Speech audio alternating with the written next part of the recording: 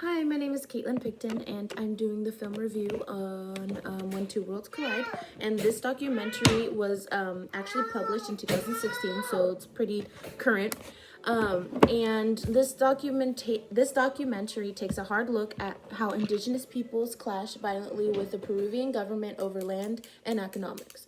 So, basically, in the beginning of this movie, it explained how the indigenous people, how they live off the land, and how they need all the resources that they have, and that they use all of the resources that they have, food, water, all of it.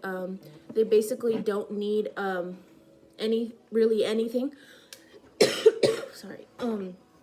And So basically, he was this man, Pozongo. He's the leader of these indigenous peoples, their tribes, everything along the Amazon.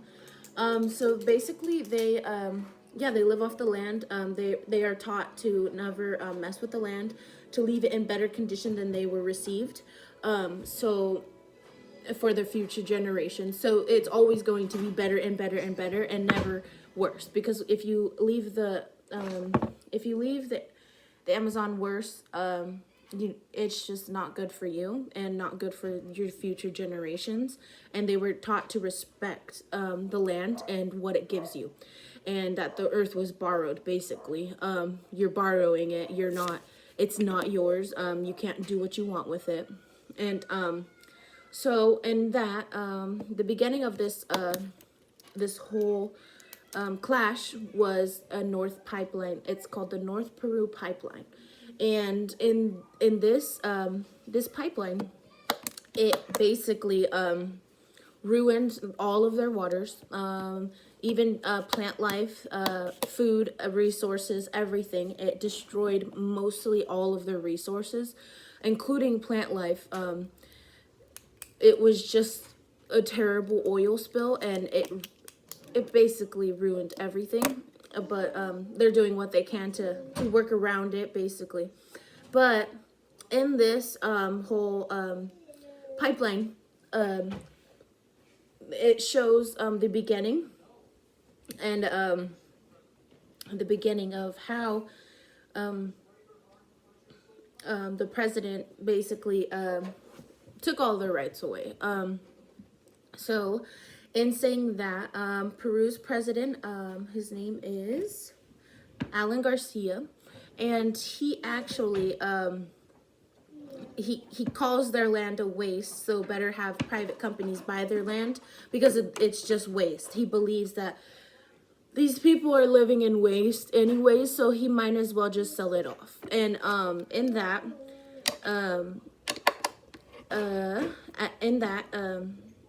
the indigenous people were okay with developing. They were okay with change, but they were not what they weren't okay with was endangering the lives of their people. And that's basically what is happening, considering the water is toxic, and this is their drinking water and everything. So they're dying off, and and that's how they're supposed to live. And this is killing them, and he was not okay with this. He was okay with change. Pozongo, the leader, he was okay with this, but he just wasn't okay with them murdering people, basically, because that's how they live. But according to Alan Garcia, the president, he thinks their land is waste, that they should just evolve right now and not use it anymore because it's waste. So that's basically what he said.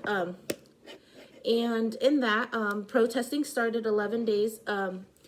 So they started protesting because they needed people to see that this is murdering their people, that they deserve to be heard, and that they wanted, they wanted them to clean up their mess, or to stop ruining everything that they have. And so protesting started 11 days until they were seen, until the prime minister actually called them and had them come over and talk. So the prime minister stated that he will help all Native peoples, and that he will be their their voice for them, and that he will no longer let this be a thing. And so in that, there were, so what Alan Garcia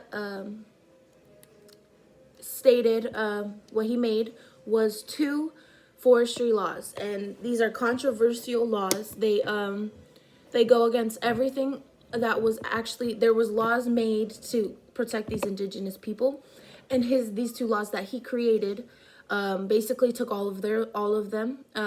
They're called the forestry laws, and he basically took all of their rights away. They no longer had a voice. They could not, protesting was illegal. All of this because he made and got approved of these laws. So basically he was able to rip this land from these people legally.